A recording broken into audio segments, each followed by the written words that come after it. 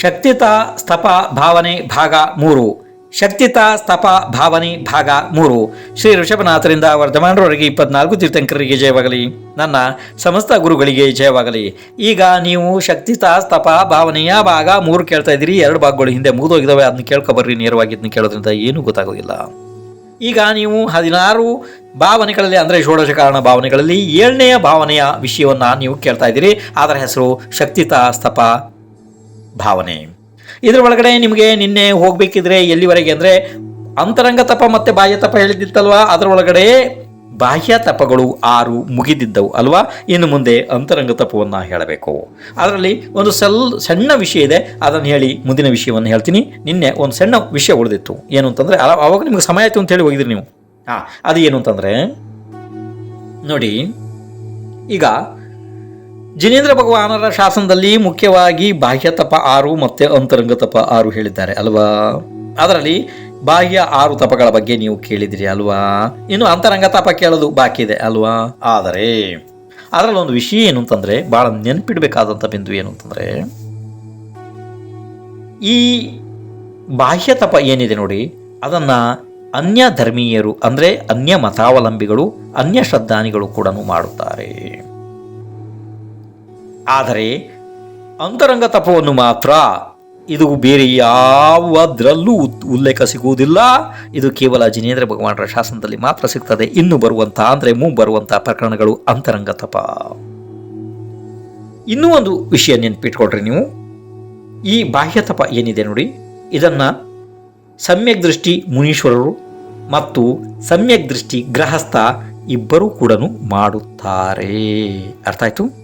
ಇದೊಂದು ಬಿಂದು ಭಾಳ ಮಹತ್ವಪೂರ್ಣ ಬಿಂದು. ಇದನ್ನು ನೆನಪಿಟ್ಕೊಡ್ರಿ. ಯಾಕೆಂದರೆ ಅವರವರ ಯೋಗ್ಯತೆ ಶಕ್ತಿಯ ಅನುಸಾರವಾಗಿ ಅವರವರು ತಪ ಮಾಡ್ತಾರೆ. ಏನು ಅರ್ಥ ಆಯ್ತು ನಿಮಗೆ? ದಿಗಂಬರ ಮುನಿಗಳು ಮಾಡ್ತಾರೆ ಅಂದರೆ ಶ್ರಾವಕ ಗೃಹಸ್ಥರು ಕೂಡ ಮಾಡುತ್ತಾರೆ ಅವರವರ ಶಕ್ತಿಯ ಅನುಸಾರ. ಅರ್ಥ ಆಯ್ತಿಲ್ಲ? ಇನ್ನು ಮುಂದೆ ಏನಾಗ್ತದೆ ಅಂದರೆ, ಈ ಮಿಥ್ಯಾದೃಷ್ಟಿಗಳು ಕೂಡ ತಮಗೆ ಹೇಗೆ ಹೇಗೆ ಅನಿಸುತ್ತದೆ, ಯಾವ ರೀತಿ ಮಿಥ್ಯಾ ಬೋಧನೆಗಳು ಅವರಿಗೆ ಸಿಗ್ತದೆ, ಯಾವ ರೀತಿ ಅವರ ಧಾರಣೆ ಇದೆ, ಯಾವ ರೀತಿ ಅವರ ಬುದ್ಧಿ ಇದೆ, ಆ ರೀತಿ ಅವರು ಕೂಡ ಬೇರೆ ಬೇರೆ ಪ್ರಕಾರ ಉಪವಾಸ ಅದೆಲ್ಲರೂ ಮಾಡ್ತಾನೆ ಮಾಡ್ತಾರೆ. ಅರ್ಥ ಆಯಿತು? ಇದರಿಂದನೂ ಕೂಡ ಇದನ್ನು ಬಾಹ್ಯ ತಪ ಎನ್ನಲಾಗ್ತದೆ. ಅರ್ಥ ಆಯಿತು? ಇನ್ನು ಮುಂದೆ ಹಾಗಾದರೆ ಅದು ಹೇಗೆ ಇರಲಿ, ಬಾಹ್ಯ ತಪದ ಮೂಲ ಉದ್ದೇಶ ಅಂದರೆ ಇದರಲ್ಲಿ ಶರೀರಕ್ಕೆ ಕಷ್ಟ ಕೊಡುವುದರಿಂದ ಇಂದ್ರಿಯಗಳು ವಶದಲ್ಲಿ ಬರುತ್ತವೆ. ಅಂದರೆ ಆನೆಗೆ ಅಂಕುಶ ಇದ್ದ ಹಾಗೆ, ಎತ್ತುಗಳಿಗೆ ಎಮ್ಮೆಗಳಿಗೆ ಮೂಗುದಾರ ಇದ್ದ ಹಾಗೆ ಅದು ಅಂಕುಶದಿಂದ ಏನಾಗ್ತವೆ, ಅವು ಈ ಬಾಹ್ಯ ತಪ ಮಾಡೋದ್ರಿಂದ ಇಂದ್ರಿಯಗಳು ವಶದಲ್ಲಿ ಬರುತ್ತವೆ, ಇಂದ್ರಿಯಗಳು ವಶವಾಗ್ತವೆ. ಅರ್ಥ ಆಯ್ತು? ಇನ್ನು ಮುಂದೆ ಹಾಗಾದರೆ ಈ ವಿಷಯ ಇಲ್ಲಿಗೆ ಮುಗಿಸಲಾಗ್ತದೆ. ಗೊತ್ತಾಯ್ತು? ಇನ್ನು ಮುಂದೆ ನಿಮಗೆ ಸಂಪೂರ್ಣ ಇದನ್ನು ನಾನು ಅಂದರೆ ಹಿಂದಿಂದ ಏನು ಸ್ವಲ್ಪನೂ ಹೇಳೋದಿಲ್ಲ. ಇನ್ನು ಮುಂದೆ ಎಲ್ಲವೂ ನಿಮಗೆ ಅಂತರಂಗ ತಪದ ಬಗ್ಗೆ ಹೇಳಲಾಗುತ್ತದೆ. ಅವು ಅಂತರಂಗ ತಪಗಳು 6 ಪ್ರಕಾರದವಿದ್ದಾವೆ. ಅದನ್ನು ಮೊದಲು ಬರೆದುಕೊಳ್ಳಿರಿ. ಬರ್ಕೊಡ್ರಿ, ಬೇಗ ಬೇಗ ಬೇಗ ಬೇಗ ಬರ್ರಿ. 1 ಪ್ರಾಯಶ್ಚಿತ್ತ, 2 ವಿನಯ, 3 ವೈಯಾರತ್ಯ, 4 ಸ್ವಾಧ್ಯಾಯ, 5 ಸುತ್ಸರ್ಗ, 6 ಧ್ಯಾನ. ಆಯ್ತಲ್ಲ? ಬರ್ಕೊಂಡ್ರಿ? ಏನು? ಪ್ರಾಯಶ್ಚಿತ್ತ, ವಿನಯ, ವೈಯಾರತ್ಯ, ಸ್ವಾಧ್ಯಾಯ, ಶುತ್ಸರ್ಗ, ಧ್ಯಾನ. ಈಗ ಕ್ರಮವಾಗಿ ಒಂದೊಂದ್ರ ಬಗ್ಗೆ ಹೇಳಲಾಗ್ತದೆ. ಬರ್ಕೊಳ್ತಾ ಹೋಗ್ರಿ, ಕೇಳ್ತಾ ಹೋಗ್ರಿ. ಈಗ ವಿಷಯ 1 ಪ್ರಾಯಶ್ಚಿತ್ತ ತಪ ಅಂದರೆ ಅಂತರಂಗ ತಪ. ಇಲ್ಲಿ ಪ್ರಾಯ ಮತ್ತೆ ಚಿತ್ತ 2 ಶಬ್ದಗಳ ವಿಭಜನೆ ಆಗ್ತದೆ. ಅಂದರೆ ಪ್ರಾಯ ಪ್ಲಸ್ ಚಿತ್ತ. ಅಂದರೆ ಇದರ ಅರ್ಥ ಪ್ರಮಾದದಿಂದ ತಗುಲಿದ ದೋಷಗಳನ್ನು ದೂರ ಮಾಡುವುದು ಪ್ರಾಯಶ್ಚಿತ್ತ ಇದೆ. ಇನ್ನೊಂದು ರೀತಿ ಬೇಕಾದ್ರೆ ಪರಿಭಾಷೆ ಬರ್ಕೊಡ್ರಿ. ಅಥವಾ ಅತಿಚಾರ ಆದಿಗಳನ್ನು ದೂರ ಮಾಡಿ ಆತ್ಮಶುದ್ಧಿ ಪ್ರಾಪ್ತ ಮಾಡಿಕೊಳ್ಳುವುದು ಪ್ರಾಯಶ್ಚಿತ್ತ ತಪ ಇದೆ. ಅಥವಾ ಇನ್ನೊಂದು ರೀತಿ ಬರ್ಕೊಡ್ರಿ. ವ್ರತ, ಸಂಯಮ, ಸಮಿತಿ, ಶೀಲ ರೂಪದ ಪರಿಣಾಮಗಳು ಮತ್ತು ಇಂದ್ರಿಯ ನಿಗ್ರಹ ರೂಪ ಭಾವಗಳನ್ನು ಪ್ರಾಯಶ್ಚಿತ್ತ ಎಂದಿದ್ದಾರೆ. ಅಂದರೆ ಈ 3ನೇ ವಿಷಯ ನಿಮಗೆ ಸರಿಯಾಗಿ ಅರ್ಥ ಆಗಿಲ್ಲ ಅಂತ ಕಾಣುತ್ತೆ. ಅದಕ್ಕೋಸ್ಕರ ಇನ್ನೊಂದು ಸಲ ಹೇಳ್ತೀನಿ ನೋಡಿ. ವ್ರತ, ಸಂಯಮ, ಸಮಿತಿ, ಶೀಲ ರೂಪ ಪರಿಣಾಮ ಮತ್ತು ಇಂದ್ರಿಯ ನಿಗ್ರಹ ರೂಪ ಭಾವಗಳನ್ನು ಪ್ರಾಯಶ್ಚಿತ್ತ ಎಂದಿದ್ದಾರೆ. ಯಾಕೆಂದರೆ ಬೇರೆ ಬೇರೆ ಮಹಾಶಾಸ್ತ್ರಗಳಲ್ಲಿ ಬೇರೆ ಬೇರೆ ಪಾರಿಭಾಷೆಗಳು ಬರೋದ್ರಿಂದ ನೀವು ಅದನ್ನು ಗ್ರಹಿಸಬೇಕಾಗ್ತದೆ. ಇರಲಿ, ಇದು ಪ್ರಾಯಶ್ಚಿತ್ತ. ಅಂದರೆ ನಿಮಗೆ ಪ್ರಾಯಶ್ಚಿತ್ತದ ಇನ್ನೂ ಒಂದು ವಿಷಯ ನಾನು ನಿಮ್ಗೆ ಹೇಳ್ತೀನಿ, ಸರಳವಾಗಿ, ಬಹಳ ಸರಳವಾಗಿ ಹೇಳ್ತೀನಿ, ಕೇಳ್ರಿ. ಇದು ನಿಮ್ಗೆ ನೆನಪು ಕೂಡ ಇರ್ತದೆ. ಈಗ ನಮ್ಮಿಂದಾಗಿ ಯಾವುದಾದರೂ ತಪ್ಪು ಆಗ್ತದೆ. ತಪ್ಪು ಅಂದ ಮೇಲೆ ಎಷ್ಟೇ ಪ್ರಯತ್ನ ಮಾಡಿದರೂ ಕೂಡ ಕೆಲವೊಂದು ತಪ್ಪುಗಳು ಆಗ್ತವೆ ಅಲ್ವಾ. ಆವಾಗ ನಮಗೆ ಅದರಿಂದಾಗಿ ಪಾಪ ಬರ್ತದೆ ಅಲ್ವಾ. ಈಗ ಆ ಪಾಪವನ್ನು ತೊಳಿಬೇಕು. ಹೇಗೆ ತೊಳಿಬೇಕು? ಆವಾಗ ದೇವರಿಂದ ಅಥವಾ ಗುರುಗಳಿಂದ ನನ್ನ ತಪ್ಪು ಹೀಗೆ ಹೀಗೆ ಆಗಿದೆ ಎಂದು ಹೇಳಬೇಕು. ಆವಾಗ ಅವರು ನಿನ್ನ ತಪ್ಪಿಗೆ ನೀನು ಇಷ್ಟು ಮಾಲ ಜಪ ಮಾಡು, ಇಂಥ ಉಪವಾಸ ಮಾಡು, ಇಂಥ ರಸಗಳನ್ನು ತ್ಯಾಗ ಮಾಡು ಎಲ್ಲ ಹೇಳ್ತಾರಲ್ಲ. ಆವಾಗ ಅದನ್ನು ಪ್ರಾಯಶ್ಚಿತ್ತ ನಾವು ತಗೊಂಡು ಅದೇ ರೀತಿ ನಡೆದುಕೊಂಡರೆ ಆ ಪಾಪ ತೊಳೆಯಲ್ಪಡುತ್ತದೆ. ಅದು ಪ್ರಾಯಶ್ಚಿತ್ತ ಇದೆ. ಅರ್ಥ ಆಯಿತು? ಅಂದರೆ ನಿಮಗೆ ಇಲ್ಲಿಯ ವಿಷಯವನ್ನು ಬಿಟ್ಟು ನಿಮಗೆ ಪೂರ ಬೇರೆ ರೀತಿಯಿಂದ ನಾನು ನಿಮಗೆ ನಿಮ್ಮ ತಿಳುವಳಿಕೆಗೆ ಹೇಳಿದ್ದೀನಿ. ಅರ್ಥ ಆಯಿತು? ಇನ್ನು ಮುಂದೆ, ಯಾಕೆಂದರೆ ಇದು ಅಂತರಂಗ ತಪ ಇದೆ. ಯಾಕೆಂದರೆ ಅಂತರಂಗದಲ್ಲಿ ನಮಗೆ ಆ ಭಾವನೆ ಇಲ್ಲದಿದ್ದರೆ ನಾವು ಆ ದೋಷವನ್ನು ಮುಚ್ಚಾಕಿ ಹಾಗೆ ಬಿಡ್ತೀವಲ್ವಾ. ಆದ್ದರಿಂದ ಇದು ಅಂತರಂಗ ತಪ ಇದೆ. ಅರ್ಥ ಆಯ್ತಲ್ಲ? ಹಾಗಾದರೆ ಇನ್ನು ಮುಂದಿನ ವಿಷಯವನ್ನು ನೋಡೋಣ. ಈಗ ವಿಷಯ ಎರಡನೇದು, ವಿನಯ. ಇದು ಅಂತರಂಗ ತಪ, ಇದ್ರ ಬಗ್ಗೆ ಹೇಳಲಾಗ್ತದೆ. ವಿನಯ ಅಂದರೆ ರತ್ನತ್ರಯವನ್ನು ಪ್ರಾಪ್ತಿ ಮಾಡಿಕೊಡುವ ಪೂಜ್ಯ ಸಾಧನವು ಮತ್ತು ರತ್ನತ್ರಯಧಾರಿ ಪೂಜ್ಯ ಪುರುಷರಲ್ಲಿ ಆಧಾರ ಭಾವ ಇಡುವುದು, ಅವರ ಭಕ್ತಿ ಮಾಡುವುದು ವಿನಯ ಇದೆ. ಅಥವಾ ಇನ್ನೊಂದು ರೂಪದಿಂದ ಬರ್ಕೊಡ್ರಿ, ಯಾವ ಭಾವ ಮತ್ತು ಕ್ರಿಯೆಗಳಿಂದ ಕರ್ಮ ಮಲ ನಾಶ ಆಗುವುದೋ ಅದು ವಿನಯ ಇದೆ. ಅಥವಾ ಇನ್ನೊಂದು ರೂಪದಿಂದ ಬರ್ಕೊಡ್ರಿ, ಕಷಾಯ ಮತ್ತು ಇಂದ್ರಿಯಗಳ ದಮನವು ವಿನಯ ಇದೆ. ಅಥವಾ ರತ್ನತ್ರಯಧಾರಿಗಳಲ್ಲಿ ವಿನಮ್ರ ಪರಿಣಾಮ ಇಡುವುದು, ಇದು ವಿನಯ ಇದೆ. ನೋಡಿ, ಅನ್ಯ ಮಹಾಶಾಸ್ತ್ರಗಳಲ್ಲಿ ಬೇರೆ ಬೇರೆ ಪ್ರಕಾರದ ಪಾರಿಭಾಷೆಗಳು ಬಂದರೆ ಅದನ್ನು ನೀವು ಗ್ರಹಣ ಮಾಡಬೇಕು. ಅಂದರೆ ಅದರ ಅರ್ಥ ಎಲ್ಲ ಒಂದೇ ರೀತಿಯಲ್ಲೇ ಬರ್ತದೆ. ಆದ್ದರಿಂದ ನಿಮಗೆ ಇಲ್ಲಿ 4-5 ಪ್ರಕಾರಗಳಿಂದ ಹೇಳಲಾಯಿತು ವಿನಯ ಅಂದರೆ ಏನು ಅಂತ ಹೇಳಿ. ಸಾಮಾನ್ಯವಾಗಿ ನಿಮಗೆ ಒಂದೇ ಶಬ್ದದಲ್ಲಿ ಹೇಳಬೇಕಂದರೆ ನಮ್ರ ವೃತ್ತಿ, ವಿನಮ್ರ ವೃತ್ತಿ, ಇದನ್ನು ವಿನಯ ಎನ್ನುತ್ತಾರೆ. ಅಂದರೆ ಒಂದೇ ಶಬ್ದದಲ್ಲಿ ಹೇಳಬೇಕಿದ್ರೆ ಅಲ್ವಾ. ಇನ್ನು ಮುಂದೆ ಹಾಗಾದರೆ ಮೂರನೆಯ ವಿಷಯ ವೈಯಾವೃತ್ತಿ. ಅಂದರೆ ಶಾರೀರಿಕ ಕ್ರಿಯೆ ಮತ್ತು ಅನ್ಯ ಯೋಗ್ಯ ಉಪಕರಣಗಳಿಂದ ಪೂಜ್ಯ ಪುರುಷರ ಉಪಾಸನೆ ಸೇವೆ ಮಾಡುವುದು ವೈಯಾವೃತ್ತಿ ತಪ ಇದೆ. ಅಥವಾ ಇನ್ನೊಂದು ರೀತಿ ಬರ್ಕೊಳ್ರಿ, ಯಾರು ತನ್ನ ಶರೀರ ಕ್ರಿಯೆ ಅಥವಾ ಅನ್ಯ ದ್ರವ್ಯಗಳಿಂದ ಸೇವೆಯಲ್ಲಿ ತೊಡಗುವನೋ ಅವನ ಭಾವವನ್ನು, ಅವನ ಕ್ರಿಯೆಯನ್ನು ವೈಯಾವೃತ್ತಿ ಎನ್ನಲಾಗಿದೆ. ಅಥವಾ ಇನ್ನೊಂದು ರೀತಿ ಬರ್ಕೊಡ್ರಿ, ಗುಣವಾನ ಮೋಕ್ಷ ಮಾರ್ಗೋಪಸೇವಿ ಯಾರಾದರೂ ಸಾಧುಗಳಿಗೆ ಯಾವುದಾದರೂ ವ್ಯಾಧಿ ರೋಗ ಬಂದರೆ ಅಥವಾ ಯಾರಾದರೂ ಉಪಸರ್ಗ ಪರಿಶಃ ಉತ್ಪನ್ನ ಮಾಡಿದರೆ, ಯಾವುದಾದರೂ ಕಷ್ಟಗಳು ಆಗಮಿಸಿದರೆ ಅಂದರೆ ಬಂದರೆ, ಯಾವುದಾದರೂ ಮಿಥ್ಯಾತ್ವ ಸಂಬಂಧ ಆದರೆ, ಯಾವುದಾದರೂ ಬಾಧೆ ಆದಲ್ಲಿ, ಯಾವುದೇ ಪ್ರತಿ ಉಪಕಾರದ ಇಚ್ಛೆ ಇಲ್ಲದೆಯೇ ಕೇವಲ ಭಕ್ತಿ ಭಾವದಿಂದ ಪ್ರಾಸುಕ ಔಷಧಿ ಕೊಟ್ಟು, ಭೋಜನ ಪಾನ ಆದಿ ಕೊಟ್ಟು, ಆಶ್ರಯ ಸಿಂಹಾಸನ ಕಾಷ್ಟಾಸನ ಆದಿಗಳನ್ನು ಕೊಟ್ಟು, ಧರ್ಮ ಸಾಧಕ ಉಪಕರಣಗಳಿಂದ ಅವರ ರೋಗ ವ್ಯಾಧಿ ಪರಿಶಃ ದೂರ ಮಾಡುವುದು ವೈಯಾವೃತ್ತಿ ತಪ ಇದೆ. ಮತ್ತು ವ್ರತಗಳಲ್ಲಿ ತಗುಲಿದಂತಹ ದೋಷಗಳನ್ನು ದೂರ ಮಾಡಿ ಸಮ್ಯಕ್ತ್ವ ವ್ರತದಲ್ಲಿ ಸ್ಥಿರ ಮಾಡುವುದು ಕೂಡ ವೈಯಾವೃತ್ತಿ ತಪ ಇದೆ.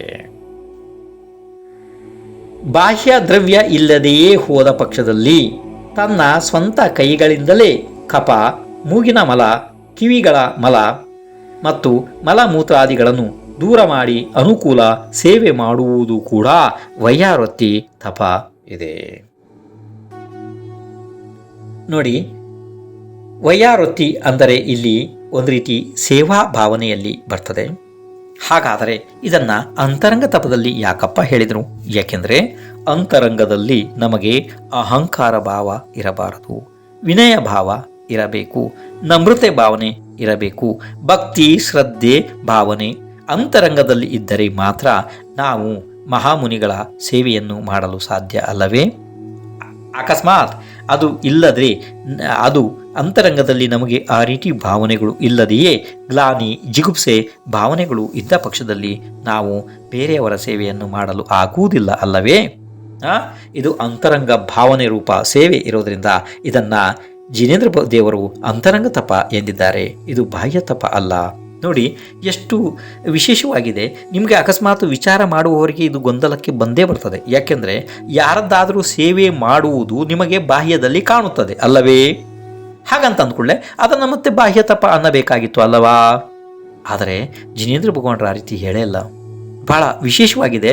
ಇದನ್ನು ನೀವು ಭಾಳ ಒಂದು ಸ್ವಲ್ಪ ಚಿಂತನೆ ಮಾಡಬೇಕಾಗ್ತದೆ. ಇದೊಂದು ಸ್ವಲ್ಪ ಕಠಿಣ ಚಿಂತನೆ ಆಗ್ತದೆ ನಿಮಗೆ. ಇದು ಯಾರ್ದಾದ್ರೂ ಸೇವೆ ಮಾಡೋದು ನಮಗೆ ಬಾಹ್ಯದಲ್ಲಿ ಕಾಣುತ್ತದೆ, ಅದನ್ನು ಮತ್ತೆ ಬಾಹ್ಯ ತಪ ಎನ್ನಬೇಕಾಗಿತ್ತಲ್ವಾ? ಆ ರೀತಿ ಇಲ್ಲ, ಅಂತರಂಗ ತಪ ಇದೆ. ಯಾಕೆ ಅಂತರಂಗ ತಪ ಇದೆ ಅಂದರೆ ಇದು ಅಂತರಂಗದಲ್ಲಿ ಆ ಶುಭ್ರ ಶುದ್ಧ ಭಾವನೆಯೇ ಅದನ್ನು ಮಾಡಲು ನಿಮಗೆ ಸಾಧ್ಯ. ಆದ್ದರಿಂದ ಇದು ಅಂತರಂಗ ತಪ ಇದೆ ಅಲ್ವಾ? ಇದಕ್ಕೆ ಉತ್ತಮ ಉದಾಹರಣೆ ಅಂತಂದರೆ ಅನಂತ ಉದಾಹರಣೆಗಳು ಕೇವಲ ಭಗವಾನರು ತಿಳಿತಾರೆ. ಆದರೆ ಉತ್ತಮ ಉದಾಹರಣೆ ಇಲ್ಲಿ ಏನು ಹೇಳಿದ್ದಾರೆ ಅಂತಂದರೆ, ಶ್ರೀಕೃಷ್ಣ ಮಹಾರಾಜ ಅಂದರೆ ಶ್ರೀಕೃಷ್ಣ ಇದ್ನಲ್ಲ, ಅವನು ತ್ರಿಖಂಡಾಧಿಪತಿ ಇದ್ದ. ತ್ರಿಖಂಡಾಧಿಪತಿ ಅಂದರೆ ಏನು? ಒಂದು ಆರ್ಯಖಂಡ, ಎರಡು ಮ್ಲೇಚ್ಛ ಖಂಡ, ಅದರ ಚಕ್ರವರ್ತಿ ಅಂದರೆ ಅರ್ಧ ಚಕ್ರವರ್ತಿ ಇದ್ದ. ಅವನಲ್ಲಿ ದಿಗಂಬರ ಮುನಿಯ ಬಗ್ಗೆ ಇಷ್ಟೊಂದು ಸೇವಾ ಭಾವನೆ ಇತ್ತು, ಅವನಿಗೆ ಇಷ್ಟೊಂದು ಭಕ್ತಿ ಶ್ರದ್ಧೆ ಇತ್ತು ಅವನಿಗೆ. ಅವನು ಒಬ್ಬರು ಮುನಿರಾಜರಿಗೆ ಶರೀರ ಎಲ್ಲ ಭಾಳ ಕೊಳತೋದಕ್ಕೆ ಭಯಂಕರ ದೊಡ್ಡ ಕುಷ್ಠರೋಗ ಬಂದಿತ್ತು. ಅವರಿಗೆ ಹೇಗಾದರೂ ಮಾಡಿ ನಾನು ಸೇವೆ ಮಾಡಬೇಕಲ್ಲ ಅಂಥೇಳಿ ಎಲ್ಲ ರಾಣಿಯರ ಮನೆಗೆ ಆ ರೋಗಕ್ಕೆ ಯಾವ ಔಷಧಿ ಬೇಕು ಆ ರೀತಿ ಲಾಡುಗಳನ್ನು ಮಾಡಿಸಿ ಅವರಿಗೆ ಮುನಿಗಳಿಗೆ ಗೊತ್ತಿಲ್ಲದ ಹಾಗೆ ಎಲ್ಲ ಜಾಗದಲ್ಲಿ ಆಹಾರ ಕೊಡುವ ಜಾಗದಲ್ಲಿ ಅದನ್ನು ಕೊಟ್ಬಿಟ್ಟ. ಯಾವ ಜಾಗದಲ್ಲಿ ಹೋದರೂ ಅದೇ ಔಷಧಿಯನ್ನು ಆಹಾರವಾಗಿ ಕೊಡ್ತಾ ಇದ್ರು ಮಹಾಮುನಿಗಳಿಗೆ. ಅದರಿಂದಾಗಿ ನಿಧಾನ ಅವರ ರೋಗ ದೂರ ಆಗಿ ಹೋಯಿತು.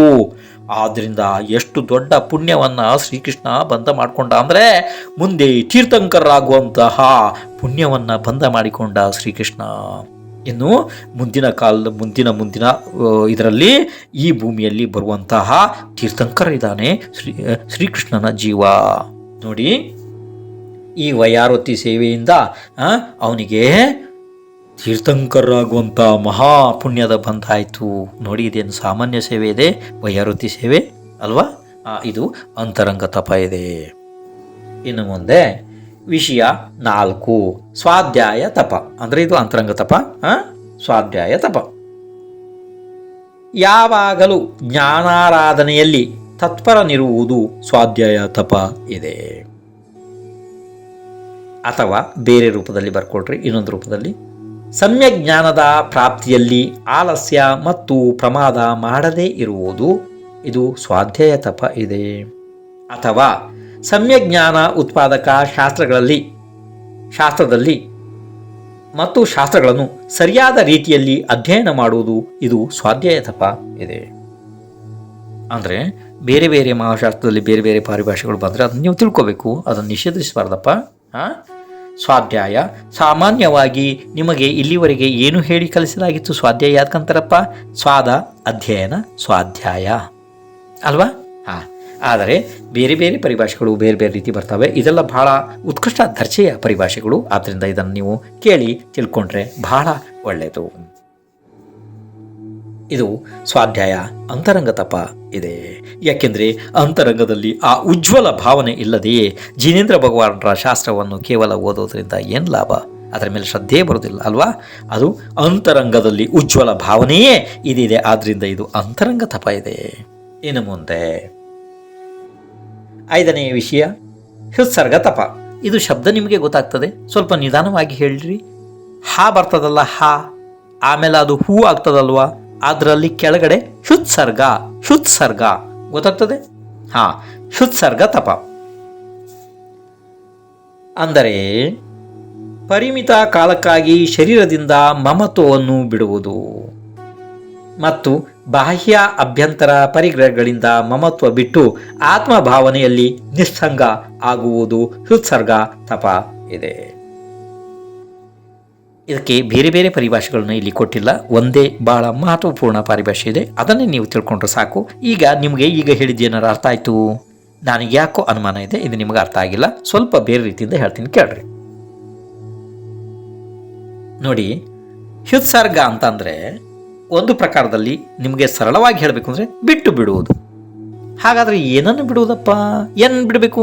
ಬಿಟ್ಟು ಬಿಡೋದು. ಹೃತ್ಸರ್ಗ ಅಂದರೆ ಬಿಟ್ಟು ಬಿಡೋದು.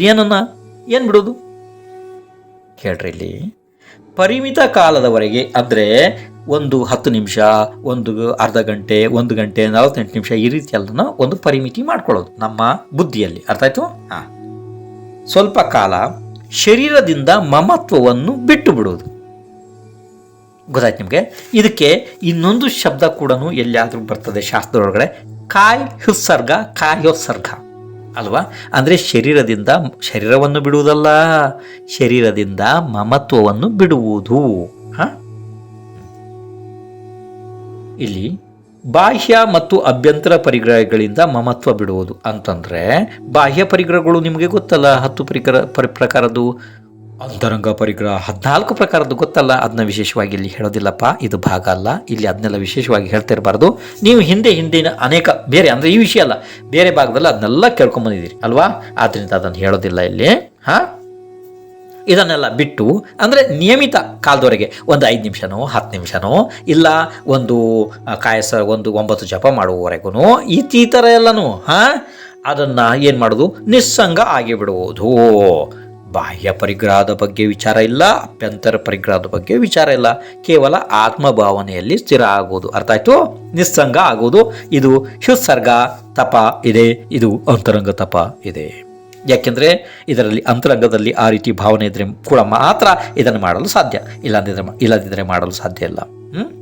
ಇನ್ನು ಮುಂದೆ ಹಾಗಾದರೆ ವಿಷಯ 6ನೇ ವಿಷಯ, ಅಂತರಂಗ ತಪದ 6ನೆಯ ವಿಷಯ ಯಾವುದಪ್ಪ?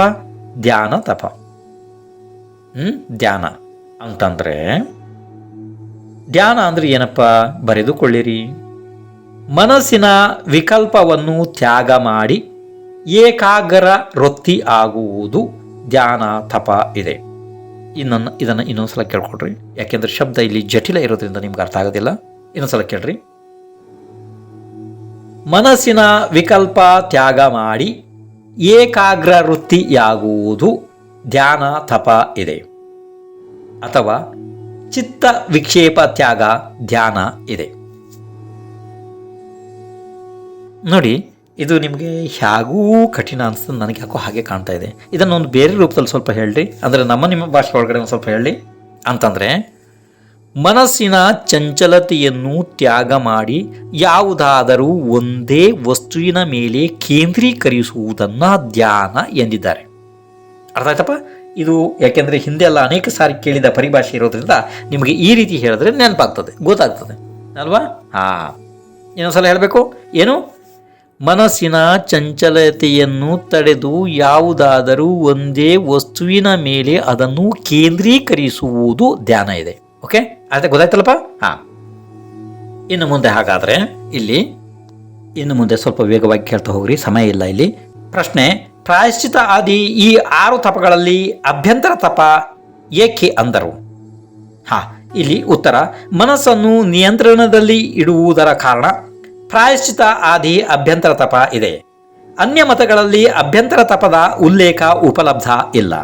ಇದು ಅನ್ಯ ಮತೀಯರಿಗೆ ಅನಭ್ಯಸ್ತ ವಿಷಯ ಇದೆ. ಆದ್ದರಿಂದ ಇದು ಅಭ್ಯಂತರ ತಪ ಇದೆ. ಅಭ್ಯಂತರ ಮತ್ತು ಬಾಹ್ಯ ತಪಗಳು ರೊಟ್ಟಿ ಇದ್ದ ಹಾಗೆ, ಅಂದರೆ ರೊಟ್ಟಿ ಒಂದೇ ಬದಿಯಲ್ಲಿ ಬೆಂದರೆ ಉಪಯೋಗ ಆಗುವುದಿಲ್ಲ, 2 ಬದಿಗಳನ್ನ ಬೇಯಿಸಬೇಕಾಗ್ತದೆ. ಇನ್ನೊಂದು ಪ್ರಕಾರ ಹೇಳಬೇಕಂದ್ರೆ ನಾಣ್ಯದ 2 ಮುಖಗಳು ಇದ್ದಂತೆ, ಒಂದರಿಂದ ಇನ್ನೊಂದರ ಅಸ್ತಿತ್ವದ ಸಿದ್ಧಿ ಆಗುತ್ತದೆ. ಅಕಸ್ಮಾತ್ ಒಂದರ ಸಿದ್ಧಿ ಆಗಿಲ್ಲ ಅಂದರೆ 2ರದ್ದು ಕೂಡ ಆಗುವುದಿಲ್ಲ. ಬಾಹ್ಯ ತಪವು ಸಾಧನೆ ಇದೆ, ಅಂತರಂಗ ತಪ ಸಾಧ್ಯ ಇದೆ. ಅಂದರೆ ಬಾಹ್ಯ ತಪದಿಂದ ಅಂತರಂಗ ತಪದ ಫಲದ ಪ್ರಾಪ್ತಿ ಇದೆ. ಈಗ ಸಮಯ ಮುಗಿತಾ ಇದೆ. ವಿದ್ಯಾಭೂಷಣ್ ಮಹಾರಾಜರ ಆ್ಯಪ್ ಅನ್ನು ಡೌನ್ಲೋಡ್ ಮಾಡಿಕೊಳ್ಳಲು ಪ್ಲೇಸ್ಟೋರ್ ಅನ್ನು ಓಪನ್ ಮಾಡಿ ಹಾಗೂ ಟೈಪ್ ಮಾಡಿ ವಿದ್ಯಾಭೂಷಣ್ ಮಹಾರಾಜರ ಫೋಟೋ ಕಾಣಿಸುತ್ತೆ, ಅದರ ಮೇಲೆ ಕ್ಲಿಕ್ ಮಾಡಿಕೊಳ್ಳಿ ಹಾಗೂ ಆ್ಯಪ್ ಅನ್ನು ಇನ್ಸ್ಟಾಲ್ ಮಾಡಿಕೊಳ್ಳಿ ಹಾಗೂ ನಿಮಗೆ ಬೇಕಾದ ಶಾಸ್ತ್ರದ ಸ್ವಾಧ್ಯಾಯವನ್ನು ಆಡಿಯೋ ಮೂಲಕ ಕೇಳಿ ತಿಳಿದುಕೊಳ್ಳಿ. ಯೂಟ್ಯೂಬ್ ಚಾನಲ್ ಅನ್ನು ಸಬ್ಸ್ಕ್ರೈಬ್ ಮಾಡಿ, ಲೈಕ್ ಮತ್ತು ಶೇರ್ ಮಾಡಿ.